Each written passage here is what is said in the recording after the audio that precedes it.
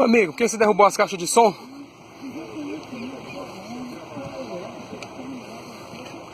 Tá aí, pessoas, um fascista, né?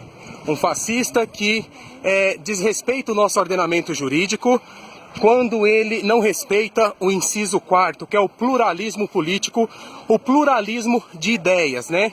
A pessoa que ele não respeita a lei, que ele não respeita a Constituição, realmente ele deve responder aí, porque ele tentou frustrar uma manifestação alheia. Tá aí a cara, né?